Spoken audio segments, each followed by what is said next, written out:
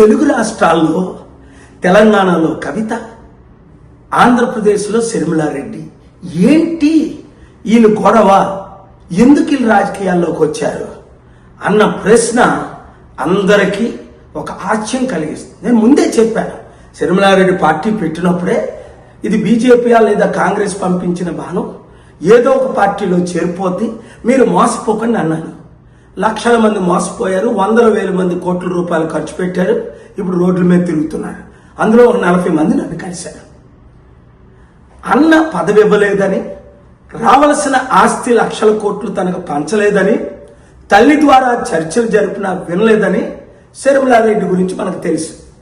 అయితే మరి ఇప్పుడు కవిత ఎందుకు వచ్చింది? అందుకే వచ్చింది, ఇంకొక అందుకు కాదు. అన్నయ్యకి పదవి ఇచ్చేశారు, లక్షల డబ్బులు ఇచ్చేశారు, కోట్లు, నాకేమి ఇవ్వలేదు, నేను ఊరుకుంటున్నా. ఆర్టికల్ 14 నేను కూడా ఈక్వల్ కదా, ఆయనకి 3 లక్షల కోట్లు ఇస్తే నాకు 3 లక్షల కోట్లు ఇవ్వండి, ఆయనకి సీఎం పదవి ఇస్తే నాకు సీఎం పదవి ఇవ్వండి అని ఈ గొడవ.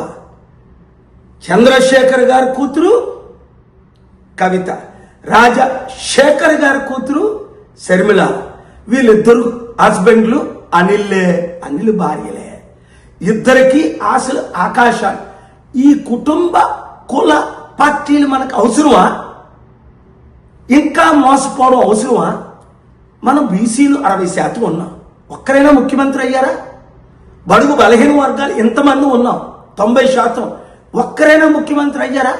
ఇంకెందుకు మీరు మోసపోతారు? వాళ్ళు ఇచ్చిన 1,00,000 రూపాయలకు, 100 రూపాయలకు, 1000 రూపాయలకు కూలి పని చేస్తారు. ప్రజాశాంతి పార్టీ, ప్రజల పార్టీ, అప్పులు తీర్చే పార్టీ, అభివృద్ధి చేసే పార్టీ, నిరుద్యోగులకు ఉద్యోగాలు ఇచ్చే పార్టీ.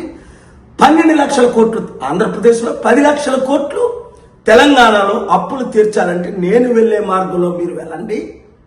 2 రాష్ట్రాలు బాగుపడతాయి, దేశం బాగుపడుతుంది, దేశం ద్వారా ప్రపంచం బాగు. ఈ వీడియో ప్రతి ఒక్కరికి చేరినంత వరకు షేర్ చేయండి.